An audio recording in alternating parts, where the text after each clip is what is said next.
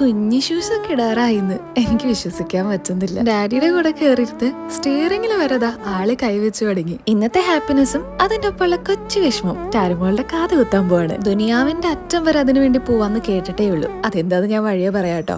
ഇപ്പൊ മലബാറിലാണ് അമ്മാമ്മയുടെ വകത കമ്മലൊക്കെ വാങ്ങാൻ സെലക്ഷനിലേക്ക് ഇവിടെ ആരംഭിച്ചു കഴിഞ്ഞു. ഈശ്വര, ഇവിടെ എന്തൊക്കെയാ കാണുന്നതെന്നുള്ള രീതിയിലാണ് ടാരുമോളുടെ നോട്ടം. മീൻ വൈൽ എനിക്കിവിടെ കോൾസ് വന്നുകൊണ്ടിരിക്കുന്നത് വേറൊന്നുമല്ല. നമ്മളുടെ അക്കാഡമിയിലെ സ്റ്റുഡൻസ് ഇന്ന് കുറച്ച് ഇന്റർവ്യൂസിന് പോയിട്ടുണ്ട്. അതിന്റെ അപ്ഡേറ്റ്സ് അറിയാനാണ് എന്റെ ഏറ്റവും ക്യൂരിയോസിറ്റി. അത് ഇതിന്റെ ഇടയിൽ ഇങ്ങനെ കോൾ ചെയ്ത് ചോദിച്ചുകൊണ്ടിരിക്കുന്നുണ്ട് കേട്ടോ.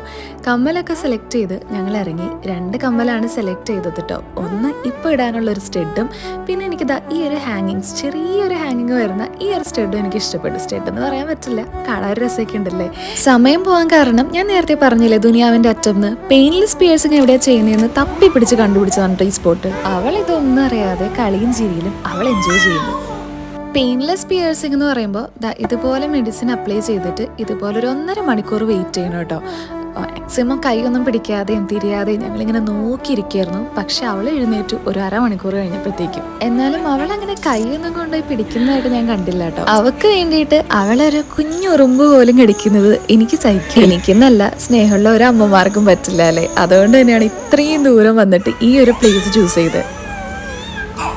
1.5 മണിക്കൂർ കഴിഞ്ഞ് കാത് കുത്താനായിട്ട് ഇരുന്ന് കഴിഞ്ഞു. അവൾക്ക് എന്തൊക്കെയോ മനസ്സിലാവുന്നുണ്ട്. എനിക്കൊരു ചെറിയ പേടിയുണ്ടായിരുന്നു, ഇത് വേദന അറിയോ കരയോ എന്നൊക്കെ ഓർത്ത്. കുത്തുമ്പോൾ ഒരു പ്രഷർ ഉണ്ടെന്നല്ലാതെ ഒട്ടും തന്നെ വേദന അറിഞ്ഞില്ല കേട്ടോ.